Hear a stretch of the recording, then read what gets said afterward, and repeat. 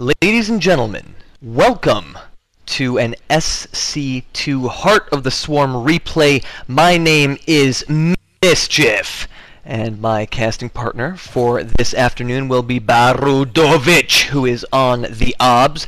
We have an excellent game for you here between two very talented players. In the top left, we have the blue Zerg, Sortof, Korean player. Oh, sorry, Swedish-born player from Western Wolves.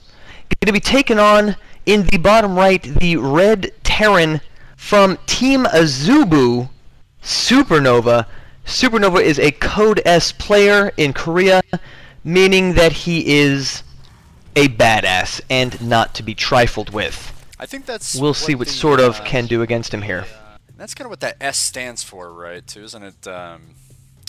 Badass. I'm pretty sure. I may be wrong about that, but I'm pretty sure that means code badass. But S is just kind of easier to say. The BADAS is silent. Exactly. Exactly. Now, Bel'Shir Vestige is the map, characterized by lots of ramps going all over the damn place. What do you reckon for this map, TVZ, Barudovic? Well, you know, it really can go both ways for the players. It's one of those maps with so many ramps, so many ways in and out that, you know, from a Zerg player, a lot of fast units, a lot of harassment capabilities. You have these big open areas, these big walls that lend themselves to muta harassment, but then at the same time for Terrans they have the Hellions, they have the Hellbat drop. So really any kind of drop, sneaking in some mines in between the mineral lines. This is one of those maps where for a Terran versus Zerg, you know, it's going to be challenging. The players are going to want to get those expansions up soon so that they can fortify. This is one of those situations where once a player starts falling behind, it's going to be really difficult for them to keep up if they're going up against a macro heavy player or a player that's bringing a lot of harassment. And speaking of macro, Command Center First, coming out here from Supernova, he is not afraid to expand directly into the teeth of the Zerg. The Zerg, of course, going hatch first, which is a lot less anomalous. We got sort of getting into gas here. He's up to 30. We'll see if he pulls off at 100, the requisite number for that Zergling speed. Meanwhile, the Terran is likewise banking gas. We'll see if he goes for a factory, and there it is. Bunker going down at the front. A palace for that single Marine, who can really stretch out, put his magazines and dirty clothes everywhere in that bunker. Now he's going to have to clean up because he's got a roommate. Second Marine coming down there. Macro play on both sides. It seems to be a gentleman's agreement to get up to 2 base and reassess the situation. Zergling speed coming down for Sortof. And you were absolutely right. He went ahead and pulled the workers from that gas. So it looks like he's just going to try to do some early harassment, get that Zergling speed up and running, be able to respond to whatever it is that Supernova is going to throw at him, be it Reapers or Hellions moving around. And especially on a map like this, where there is so much distance from the natural to the third, it's going to give him the advantage for being able to respond to any potential harassment coming from our Terran opponent.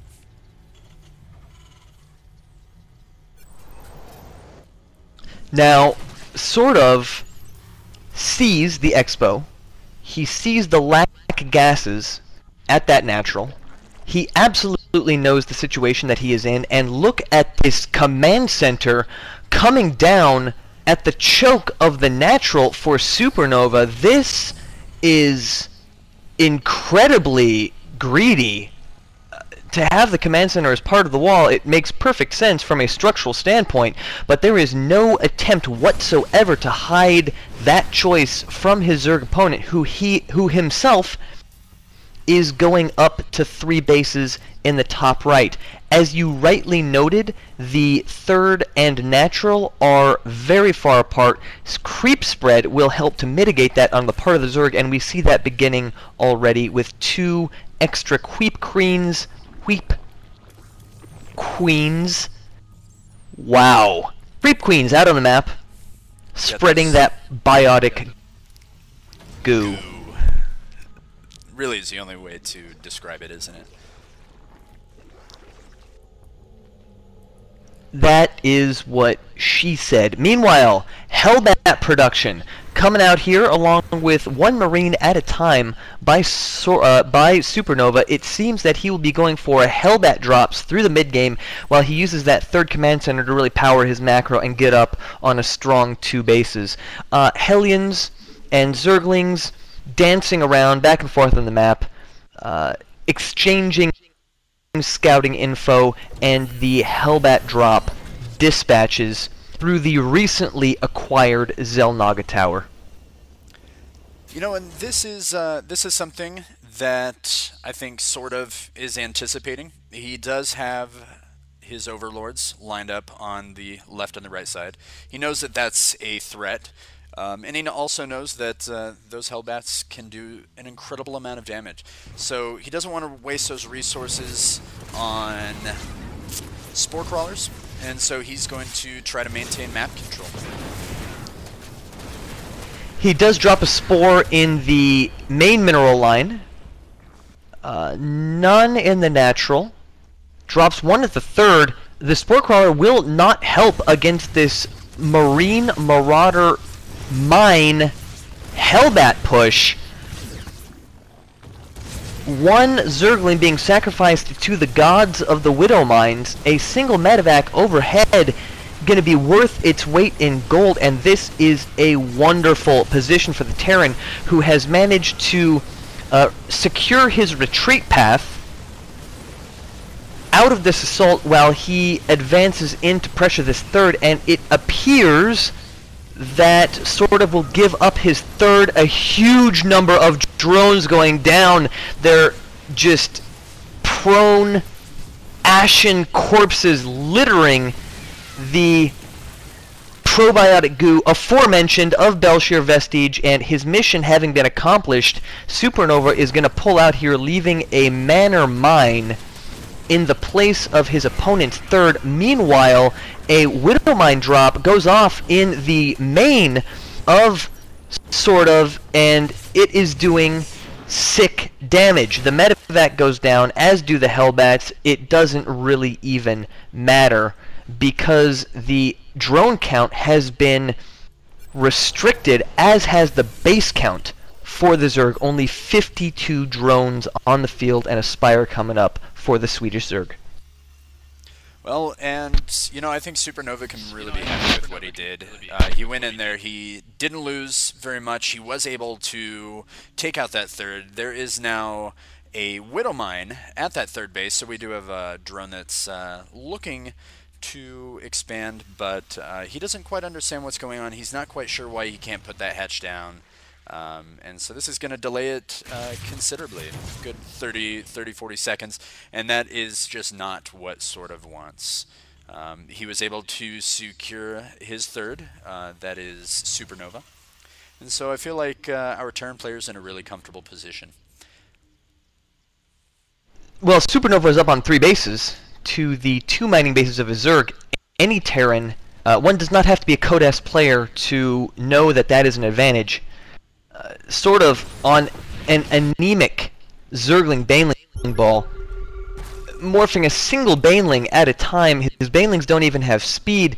Mutas are starting to come onto the field. He's got 2 of them, 2 Mutas and 4 Lings against this substantial, very beefy Bioball that is once again coming to aggress on the still building 3rd.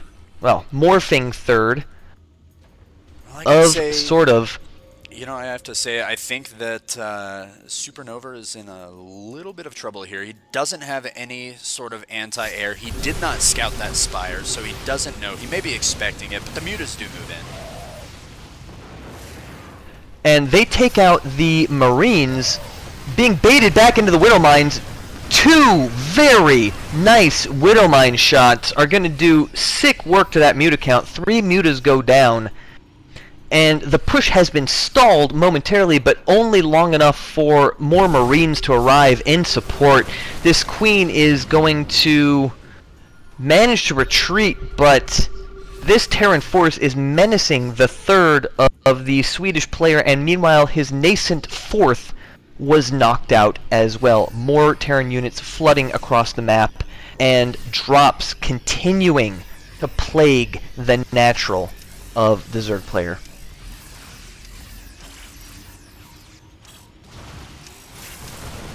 Wonderful Widow Mine placement going down here in the choke. Once again, the Terran player doing an excellent job of covering his retreat path, and those Widow Mines doing sick work against the Zerg swarm. Heavily wounded Marauders are still up and pounding away on that hatchery. Zerglings, Banelings are going to come in along with an Overseer to clean up this minefield. The push will be repelled by the Zerg player.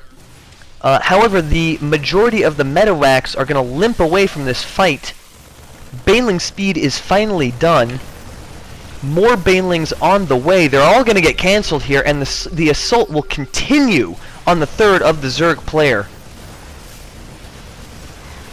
Once again, the Terran has wonderful position on the third. The mutas are not alone going to be enough to push back this force, but the big old ball of Banelings absolutely will do.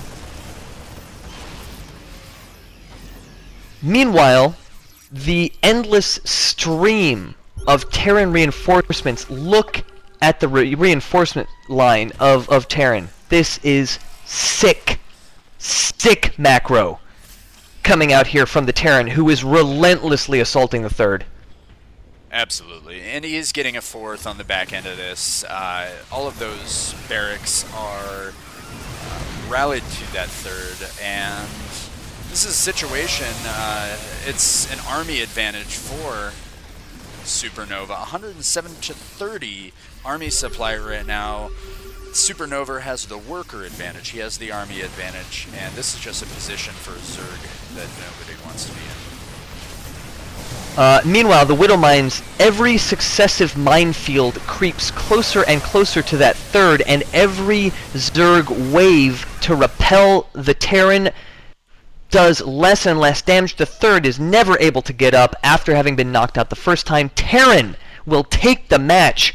Supernova absolutely crushing Sortof with just relentless aggression against that third base, and stellar macro play. Just incredible. Ladies and gentlemen, this is Mischief. This is Borodovich. And it has been our pleasure to bring you this replay where Supernova takes out Western Wolves.